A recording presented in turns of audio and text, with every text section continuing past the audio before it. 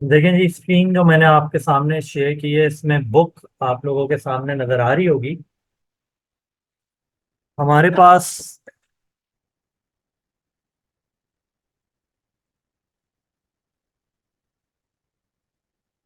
कुछ चीजें ऐसी हैं जिनके बारे में बहुत ही ऑब्वियस है कि ये चीजें जो है वो पेपर में आएंगी। मैं आपको बता देता हूँ।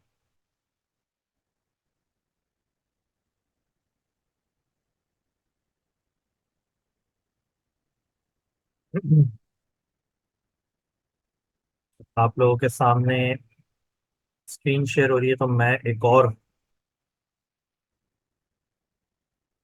स्क्रीन अभी ये देखेगा। बोर्ड आप लोगों के सामने आ गया होगा।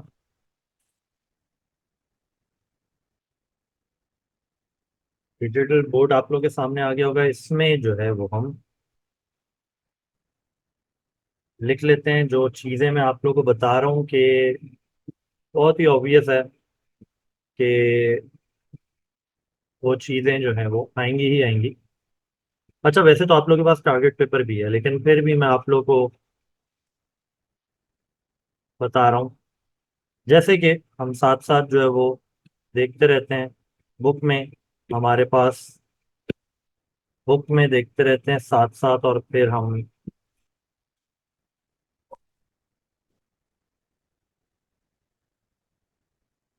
Chapter number 1।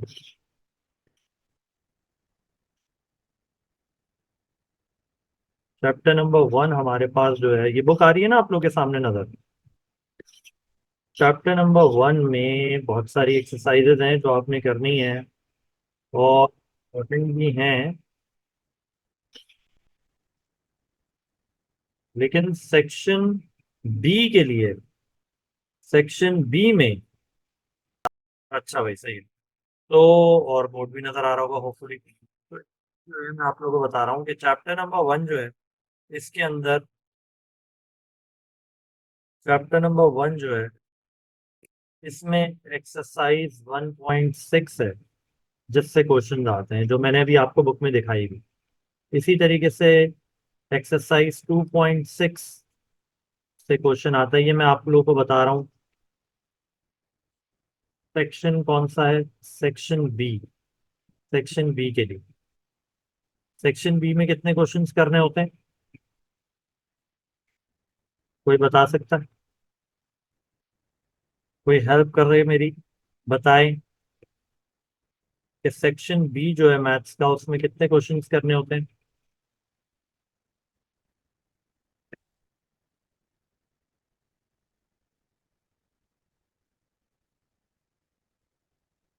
तो ये इस तरीके से मैंने आपके सामने लिख दिया जी। 6 क्वेश्चंस करने होते हैं। 6 क्वेश्चंस जो है वो करने होते हैं सेक्शन बी में। 6 क्वेश्चंस करने होते हैं। 6 क्वेश्चंस करने होते हैं और पूछे कितने जाते हैं, यानी हमारे पास चॉइस कितनों की होती है, कितने क्वेश्चन आते हैं? करने तो 6 होते हैं। अच्छा, एक्सरसाइज 1.6 पहले वाले चैप्टर से, एक्सरसाइज 2.6 दूसरे वाले चैप्टर से। तीसरे चैप्टर में दो एक्सरसाइज है, एक्सरसाइज 3.2 या 3.4, इन दोनों में से किसी भी एक से सवाल आएगा। और फिर चैप्टर नंबर 4 में जो है वो एक्सरसाइज 4 पॉइंट, ये भी बुक में देखते हैं जरा। आप लोगों को दिखाता हूँ मैं कौन सी एक्सरसाइज की बात कर रहा हूँ। चैप्टर नंबर 4 में साथ साथ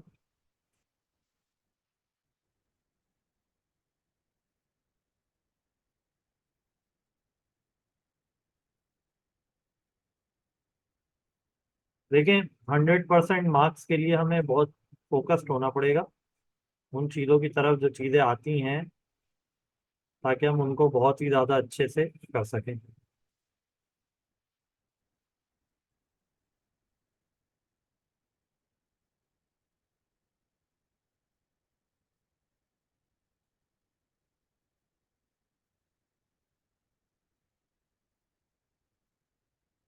तो ये आपको एक्सरसाइज नज़र आ रही होगी, एक्सरसाइज 4.8।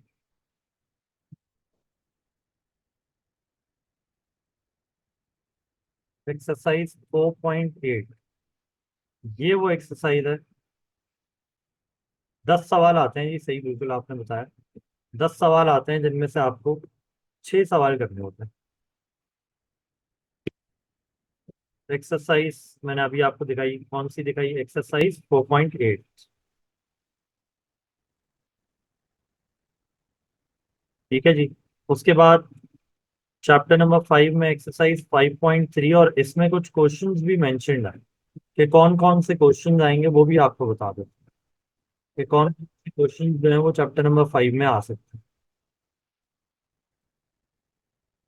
चैप्टर नंबर 5 की एक्सरसाइज 5.3 इंपॉर्टेंट है। Chapter number 5 exercise 5.3 is important.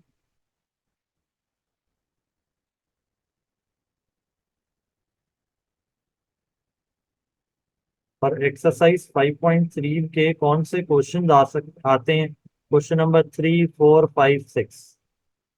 ठीक है जी। Question number 3, 4, 5, 6। ठीक है। उसके बाद ये देख रहे हो जो नंबर्स में लिख रहा हूँ ना, ये इनको सीरियल नंबर नहीं समझो, ये क्वेश्चन नंबर्स हैं, ये सारे क्वेश्चंस बता रहा हूँ कि किस तरीके से क्वेश्चन आएंगे। फिर चैप्टर नंबर 6 में तीनों एक्सरसाइजेज में से कोई भी एक क्वेश्चन, किसी भी एक एक्सरसाइज का कोई भी एक क्वेश्चन आ सकता है। तीनों एक्सरसाइजेज इंपॉर्टेंट है। फिर चैप्टर 8 से 8.2 इज मोर इम्पोर्टेंट, बट 8.1 जो है उससे भी सवाल आ सकता है जो फैक्टराइजेशन से related, but 8.2 is more important. फिर जो है वो आपके पास एक्सरसाइज 13.1 बहुत ज़्यादा इम्पोर्टेंट है, और थोड़ी बहुत इम्पोर्टेंट एक्सरसाइज 13.2 भी। तो अभी आप देखेंगे कितने क्वेश्चन हो गए। 8 क्वेश्चन मैंने आपको बता दिए, जबकि आपको करने कितने होते हैं? 6। मैंने आपको कितने क्वेश्चन बता दिए? 8। ये जो 8 क्वेश्चन आपके सामने मैंने मेंशन किए हैं, 8 एक्सरसाइजेस सॉरी मेंशन किए हैं, इनमें से क्वेश्चन जो हैं वो आएंगे, तो आपको ये पता लग गया कि कौन से 8 क्वेश्चंस हमारे पास आ सकते हैं कौन कौन सी एक्सरसाइजेस से। तो अगर आप इनको बहुत अच्छे से कर लें तो फिर आपको जो थियोरेटिकल पार्ट है, जो थ्योरम वाला पार्ट है, वो करने की जरूरत नहीं पड़ेगी। सही है। ये मैंने आपको बताया अभी सेक्शन बी के लिए। और इसके अलावा मैं आपको बता देता हूँ सेक्शन सी के लिए। सेक्शन सी जो है, इसमें 5 सवाल आता, अच्छा इसमें आपने बताया था 10 सवाल आते हैं और 6 करने होते हैं। इसमें 5 सवाल आते हैं और 3 करने होते हैं। तो इसमें से जो 3 सवाल आप कर सकते हैं, एक तो एक्सरसाइज 4.1 से लेके एक्सरसाइज 4.5 तक सवाल आता है फैक्टराइजेशन से रिलेटेड। यहाँ पे मैं लिख भी देता हूँ, फैक्टराइजेशन से रिलेटेड सवाल आता है।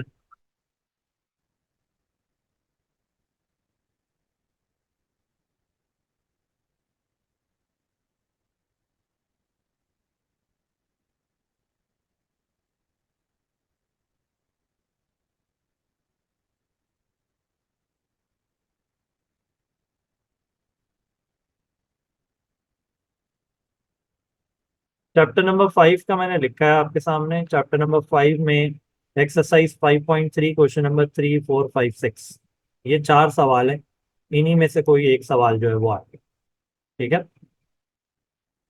मैंने आपको चैप्टर नंबर 5 के बारे में जो बताया।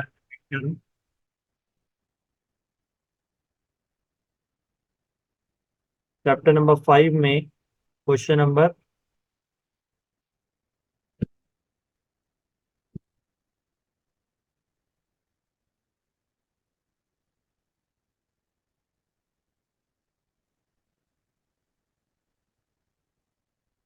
अच्छा कुछ स्टूडेंट्स को प्रॉब्लम हो रही है ऑडियो ज्वाइन करने में, मैं ज़रा उनको भी गाइड कर रहा हूँ साथ साथ।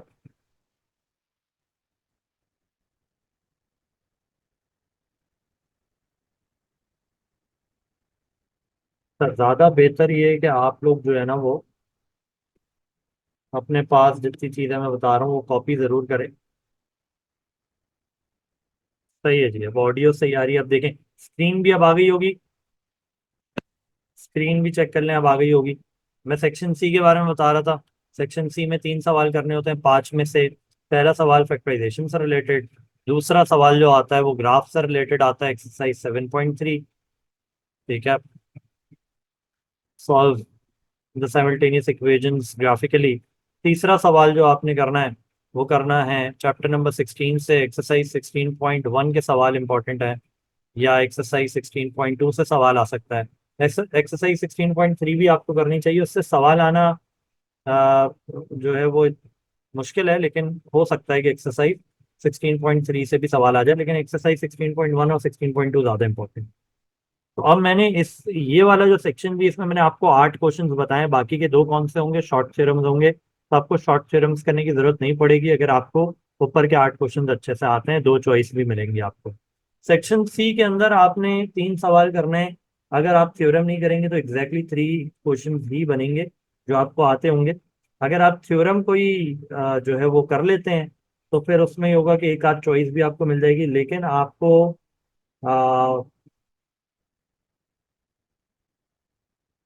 आपको जो है वो थ्योरम को प्रेफर नहीं करना चाहिए, प्रेफरेंस नहीं देनी चाहिए थ्योरम। आपकी जो प्रेफरेंस है वो होनी चाहिए मैथमेटिकल क्वेश्चन। तो ये मैंने पहले तो आप लोगों को थोड़ा सा आइडिया दे दिया है कि पेपर जो है वो आपका किस तरीके से आ सकता है। ठीक है, पेपर किस तरीके से आएगा ये मैंने आपको बता दिया। आपके सामने एक्सरसाइजेज अब आ गई हैं। अब इनमें से आप एक्सरसाइजेज को आइडेंटिफाई कर लें कि कौन कौन सी ऐसी एक्सरसाइजेज हैं जो करने में आपको मुश्किल होती है, और मुझे चैट में बताएं कि कौन सी ऐसी एक्सरसाइजेज है जिनमें आपको जो है वो मुश्किल होती है। आज कोई भी ऐसी एक्सरसाइज तो आई डोंट थिंक सो कि हो सकती है कि जो सारी पूरी एक्सरसाइज ही हो जाए। अगर कोई एक जैसे क्वेश्चन होंगे तो फिर तो पूरी एक्सरसाइज हो सकती है। लेकिन आप मुझे ये सब लोग एक साथ बता दें कि कौन कौन सी ऐसी एक्सरसाइजेज है जिसमें आपको जो है वो प्रॉब्लम हो रही है। ठीक है, एक्सरसाइजेज बताइएगा काइंडली। अच्छा, आप लोगों की जो सजेशन है वो मेरे पास आई हैं।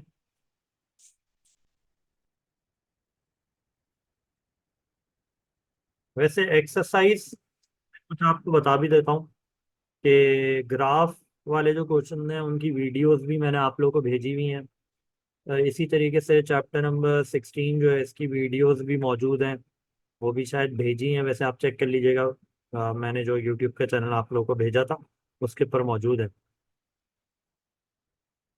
चैप्टर नंबर 4 जो है ना, पूरा तो नहीं हो सकता अभी, लेकिन चैप्टर नंबर 4 में हम लोग सेक्शन बी में जो सवाल है 4.8 वाली जो एक्सरसाइज है, 4.8 वाली जो एक्सरसाइज है वो की जा सकती है अभी, क्योंकि पूरी एक्सरसाइज जो है वो उनमें एक जैसे क्वेश्चन हैं।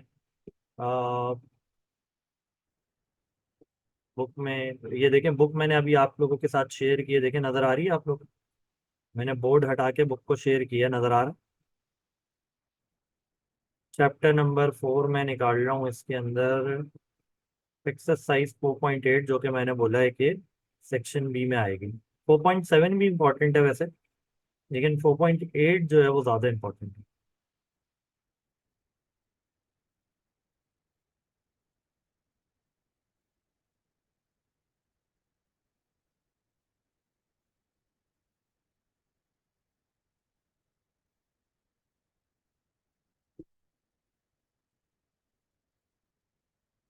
सही है, फैक्टराइजेशन जो है वो बहुत ही इम्पोर्टेंट है। फैक्टराइजेशन को जो है वो हमें लाजमी करना चाहिए, बिल्कुल उसको प्रेफरेंस देंगे हम फैक्टराइजेशन को भी। लेकिन अभी जो मैं आपको बताने लगा हूँ वो बताने लगा हूँ 4.8। उसकी वजह यह है कि 4.8 का 1 या 2 सवाल भी करेंगे अगर हम, तो पूरी एक्सरसाइज हो जाएगी, क्योंकि सारे क्वेश्चन एक जैसे हैं। तो इसको ज़रा जल्दी से कर लेते हैं, फिर कोशिश करते हैं कि हम जो सेक्शन सी वाला पार्ट है चैप्टर नंबर 4 का उसको भी देखें। लेकिन देखें, उसके लिए ज़रूरी ये है कि आप लोगों को जो फॉर्मूलाज है ना वो याद होने चाहिए। एक्सरसाइज 4.1 से लेके 4.5 तक बेशुमार फॉर्मूलाज हैं जो कि इस्तेमाल हो रहे हैं, वो आप लोग को याद होने चाहिए, तो ही आपको अच्छे से जो है वो समझ में आएगा। बहरहाल, कमिंग बैक टू 4.8, पहले आप लोग ज़रा ये देख लीजिएगा जितने भी स्टूडेंट्स हैं। ये जो क्वेश्चन आप लोगों के सामने आ रहे हैं इनको ही हम लोग जो है वो अपने पास बोर्ड पे लिखते हैं। नाम है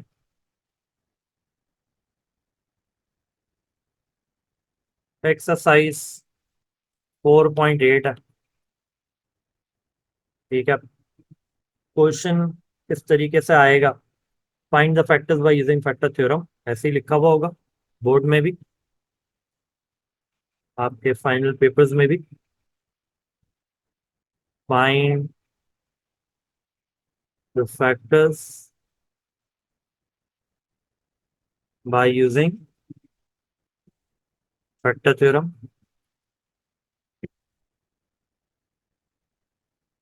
अब इसके कोई भी क्वेश्चन लेके देख लेते हैं, क्योंकि सारे क्वेश्चन एक जैसे हैं, कोई बहुत खास डिफरेंस जो है वो नहीं आएगा। तो पार्ट 3 इसका लिखा हुआ है जो आपकी बुक में मौजूद है, x³ -6x², ये आपको नजर आ रहा है बोर्ड पे जो भी मैं लिख रहा हूँ, +11x -6। ये आपके पास एक क्वेश्चन है, इस क्वेश्चन को सॉल्व करना है बाय यूजिंग फैक्टर थ्योरम।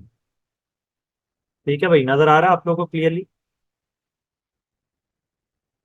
बिल्कुल। मैं अगर आज की ये जो हमारा प्लान है ये अच्छे से चलता है, तो फिर हम लोग इसको कैरी फॉरवर्ड करेंगे और रेगुलर करेंगे ऑनलाइन क्लासेस को। तो आप लोग प्रसाद दीजिएगा इंशाल्लाह, उसमें रिवीजन जो है वो होता रहेगा, जो जो एक्सरसाइजेस आप लोग बताते रहेंगे,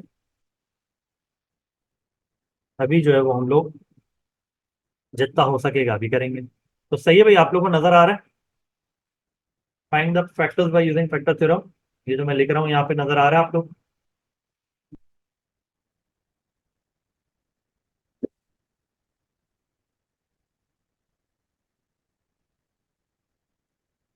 देखें भाई, बोर्ड क्लियर है? एक दफा दोबारा बता दें ताकि मैं आप लोगों को जो है वो क्वेश्चन करवाना स्टार्ट करूं। रेगुलर रेगुलर क्या करूं, रेगुलर? अच्छा ओके, ऑनलाइन रेगुलर कर दूं, बस ठीक है, ऑनलाइन रेगुलर करेंगे। फिजिकल भी क्लासेस जो है वो आपकी भी चलती रहेंगी और रेगुलर भी हो जाएंगी इंशाल्लाह। और ऑनलाइन भी मतलब रेगुलर हम करेंगे। ऑनलाइन में हम जो है वो, क्योंकि देखें फिजिकल के साथ ऑनलाइन जो होती है ना, उनमें समझ में आती है चीज़ें, सिर्फ ऑनलाइन हो जाए तो फिर वो उतनी समझ में नहीं आती। तो हम लोग दोनों चीज़ों को इंशाल्लाह रेगुलर करेंगे। अब ये है कि भाई आप लोग को बोर्ड नज़र आ रहा है, मुझे जल्दी से बता दें चैट में कि बोर्ड आप लोगों को क्लियर नज़र आ रहा है, तो मैं आप लोग को इस क्वेश्चन को करना स्टार्ट करूँ। सबसे पहले तो मैं सबसे पहले तो जो है मैं इसको सपोज करूंगा कि ये एक फंक्शन के बराबर है, मेरी जो एक्सप्रेशन गिवन है ना ये।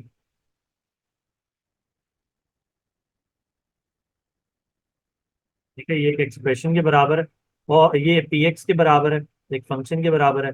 और फिर उसके बाद हम ये देखेंगे कि फैक्टर्स जो है ना, जो इसमें एक नंबर है, इसमें एक नंबर है, कौन सा बताओ?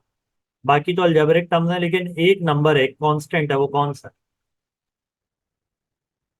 उसके फैक्टर्स निकालने हैं। बताओ नंबर कौन सा है? इस पूरे क्वेश्चन में नंबर कौन सा लिखा हुआ है? इस पूरे क्वेश्चन में नंबर एक ही लिखा हुआ है, 6। तो ये जो 6 लिखा हुआ है, इसके हमें फैक्टर्स चाहिए। फैक्टर्स मतलब 6 किस किस के टेबल में आता है? तो 1 के टेबल में आता है, जो भी नंबर्स लिखेंगे प्लस माइनस के साथ लिखेंगे। 2 के टेबल में भी आता है 6, 3 के टेबल में भी 6 आता है, और 6 के टेबल में भी। अब हम जो है वो देखेंगे कि कौन सा नंबर इस एक्सप्रेशन में रखें तो जीरो आ जाए। कौन सा नंबर ऐसा है इनमें से फैक्टर कौन सा ऐसा है जिसको अगर हम ये गिवन एक्सप्रेशन में रखेंगे तो जीरो आ जाएगा? हम इस तरीके से लिखेंगे, put x is equals to, तो हमने एक नाम दे दिया, एक equation number 1, in equation number 1। तो अगर हम यहाँ पे 1 रखते हैं, 1 का क्यूब क्या होगा? 1 का क्यूब 1 ही होता है। माइनस यहाँ पे क्या आ जाएगा? 6। 1 - 6 कितना हो जाएगा? यहाँ साथ साथ ना इसे हम पेंसिल से सॉल्व करें, ये पेंसिल से सॉल्व करना है आपने, ठीक है? तो 1 - 6 कितना हो जाएगा? -5। और यहाँ पे 11 1 11, 11 - 6 कितना हो जाएगा? +5। तो -5 +5 कितना हो जाएगा? 0। तो किसी चीज को भी रखने से अगर 0 आ जाए तो इसका मतलब ये होता है कि वही इसका फैक्टर होगा, यानी कि 1 रखने से क्योंकि 0 आ गया। देखें किस तरीके से इक्वेशन नंबर 1 क्या हो जाएगी अब, जहां जहां x है वहां वहां आपने 1 रखना है। ऊपर जो मैंने रेड कलर से किया वो आपने पेंसिल से करना है, चेक करना है कि क्या वन रख के जीरो आ रहा है या नहीं आ रहा। अगर वन रख के जीरो नहीं आएगा तो फिर हम -1 को रख के देखेंगे। 1 का क्यूब कितना हो गया, 1।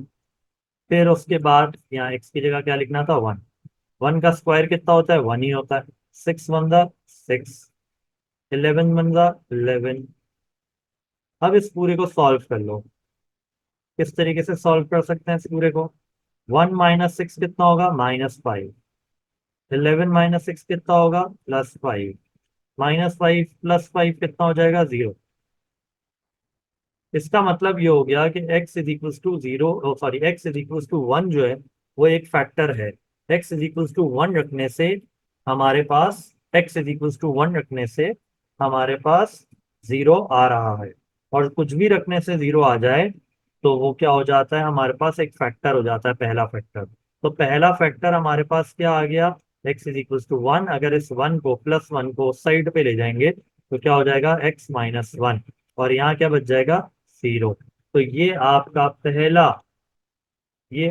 पहला फैक्टर आ गया।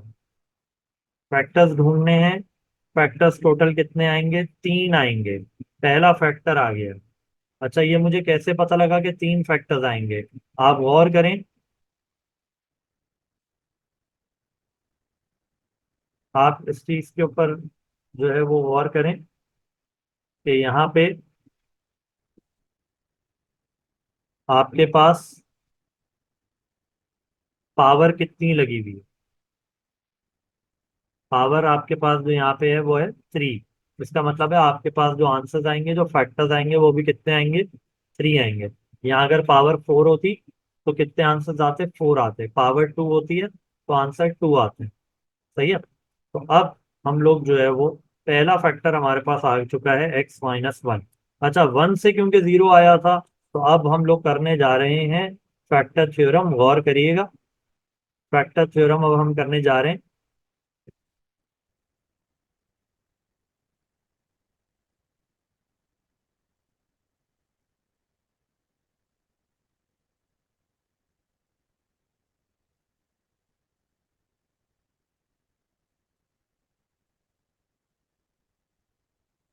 फैक्टर थ्योरम किस तरीके से करना है, किससे डिवाइड करेंगे, 1 से डिवाइड करेंगे, क्योंकि 1 रखने से ही 0 आया, इसीलिए 1 से डिवाइड करेंगे।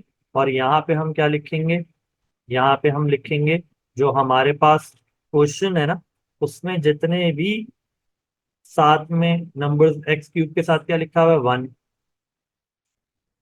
x² के साथ क्या लिखा हुआ है, -6। x के साथ क्या लिखा हुआ है, 11। और जो कांस्टेंट होगा वो हम लोग इस तरफ लिखेंगे, साइड पे, दीवार की दूसरी तरफ। ठीक है। अब आपने जितने भी क्वेश्चन है उनका स्टार्ट इस तरीके से लेना है कि ये जो पहला नंबर लिखा हुआ है इसको एज इट इज यहाँ पे कॉपी कर दो। सही है भाई। जो पहला नंबर लिखा हुआ है उसको एज इट इज यहाँ पे कॉपी कर देना है। इधर जो लिखा हुआ है, यहाँ पे जो लिखा हुआ है पहला नंबर, ये जो लिखा हुआ है पहला नंबर, इसको आपने एज इट इज नीचे कॉपी कर देना। ठीक है जी। जो भी लिखा होगा उसको हम एज इट इज नीचे कॉपी कर देंगे। अब जिससे जिसको रखने से 0 आया था वो यहाँ पे रखा। यहाँ पे क्या रखा हमने, 1। ये 1 कहाँ से आया, इधर से आया, यहाँ से आया। ठीक है।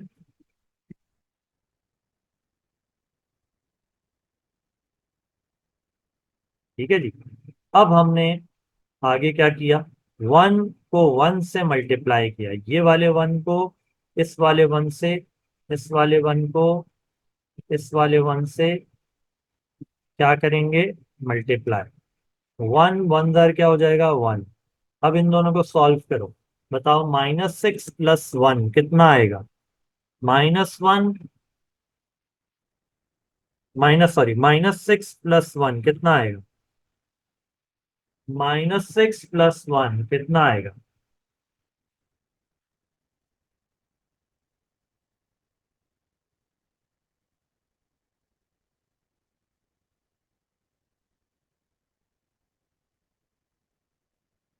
जल्दी जल्दी से सब स्टूडेंट्स बता दें। जल्दी जल्दी से सारे स्टूडेंट्स बता दें। -6 + 1 कितना आता है?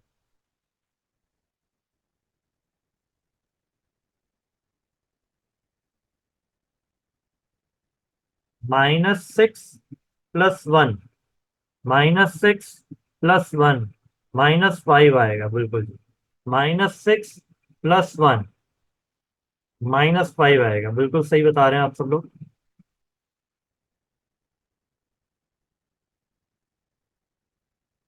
अब ये जो -5 आया है वो यहाँ पे लिखेंगे।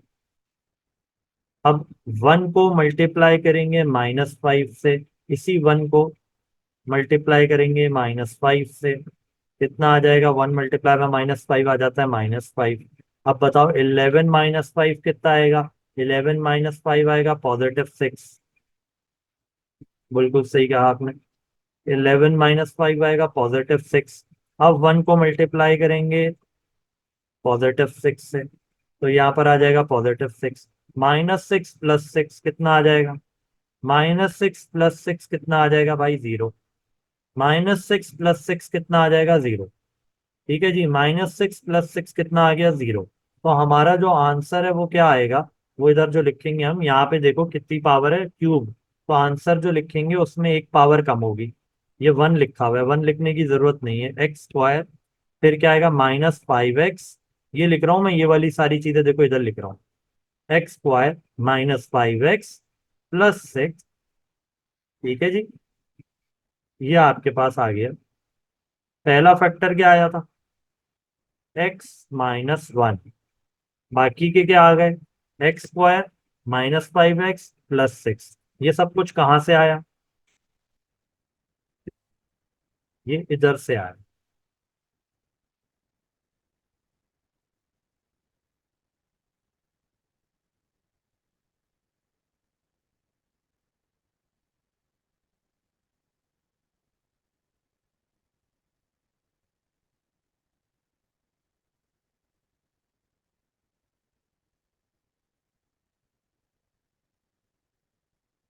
ठीक है जी, ये हमने लिख लिया। x² -5x + 6। अब हम करेंगे, बिल्कुल आपने सही बताया, अब हम करेंगे factorisation by means of factorisation. ये है कौन सी एक्सप्रेशन, पहले तो ये आइडेंटिफाई करेंगे। ये एक्सप्रेशन जो आपके सामने आ गई है, इस एक्सप्रेशन को कहते हैं क्वाड्रेटिक। और क्वाड्रेटिक एक्सप्रेशन को सॉल्व करने के तरीकेकार बहुत होते हैं, जिनमें से एक तरीका जो होता है वो मिडिल टर्म ब्रेक होता है। और इस वाले क्वेश्चन में हमें मिडिल टर्म ब्रेक ही करना। अब मिडिल टर्म ब्रेक कैसे करते हैं वो देख लें। हमें दो ऐसे नंबर्स चाहिए जिनको मल्टीप्लाई करके 6 आए, क्योंकि 6 जो है वो पहले और थर्ड टर्म का मल्टीपल है। और दूसरा, और दो ऐसे नंबर्स चाहिए जिनका मल्टीपल 6 आए, और प्लस या माइनस करें तो -5 आए। तो कौन से ऐसे दो नंबर्स हैं जिनको अगर हम मल्टीप्लाई करें तो 6 आ जाए, और प्लस या माइनस करें तो -5 आ जाए? कौन से ऐसे दो नंबर्स हैं बताएं। 2 और 3 तो हैं, लेकिन हमें इसमें साइंस का बहुत ख्याल रखना है, साइन के साथ बात करनी है। तो देखें यहाँ पे जो साइन होगा, यहाँ पे जो साइन मौजूद होगा वो ही बड़े नंबर के साथ लगेगा। ठीक है, याद रखिएगा, जो इधर साइन होगा वो ही बड़े नंबर के साथ लगेगा। तो -3x प्लस, नहीं, -3x और -2x ही होगा, क्योंकि जब ये दोनों ऐड होंगे तो क्या आ जाएगा? 5। और इन दोनों को मल्टीप्लाई करेंगे तो क्या आ जाएगा? 6। अब आप देखें जी, कॉमन आप क्या करेंगे? क्वाड्रेटिक फॉर्मूला इसमें लगाना चाहिए। क्वाड्रेटिक फॉर्मूला तब लगाएगा जब आपके पास क्वाड्रेटिक इक्वेशन का क्वेश्चन आएगा, यानी एक्सरसाइज 8.2 का सवाल आएगा, तब करेंगे। ये तो एक्सरसाइज 4.8 का सवाल है, इसमें मिडिल टर्म ब्रेक करेंगे तो वही बेहतर है। -2 -3 लेंगे, बिल्कुल आपने सही बताया। अब इसमें हम लोग लेंगे कॉमन। कॉमन किस तरीके से लेंगे? इन दोनों में कुछ भी कॉमन नहीं है तो 1 लिख देते हैं। अंदर क्या बच गया भाई? x²। नहीं, इन दोनों में कॉमन है, बल्कि x कॉमन है। इन दोनों में x कॉमन है। अंदर क्या बच गया? x-3। इन दोनों में क्या कॉमन है? -2। अंदर क्या बच जाएगा? x-3। ठीक है, ये प्लस था, यहाँ माइनस कैसे आया, क्योंकि ब्रैकेट के बाहर माइनस लिया तो ब्रैकेट के अंदर का साइन चेंज हो जाएगा। तो एक तो आ गया भाई x-1। ठीक है। दूसरा, इस पूरे में कॉमन देखो क्या है, x-3 कॉमन है, वो लिख लिया। तीसरा क्या कॉमन है, तीसरा क्या बच गया, x-2 बच गया, वो लिख लिया। तो हमारे पास जो कंप्लीट आंसर आ गया अब आपके सामने ये है। ठीक है। फैक्टर्स ढूंढने के लिए बोला था, फैक्टर्स हमने निकाल लिए हैं, ये तीनों फैक्टर्स हैं जो क्वेश्चन हमारे पास गिवन था उसके। अब हम इसका एक आध क्वेश्चन और देख लेंगे ताकि सबको क्लियर हो जाए। तो जैसे ही ये मीटिंग एंड हो जाए तो आप लोग दोबारा से सेम आईडी सेम पासवर्ड के साथ दोबारा ज्वाइन कर लीजिएगा। 5-10 मिनट और लगेंगे, इस एक्सरसाइज का एक आध क्वेश्चन और हो जाएगा, और किसी को कोई भी कंफ्यूजन है तो वो दूर हो जाएगी इंशाल्लाह।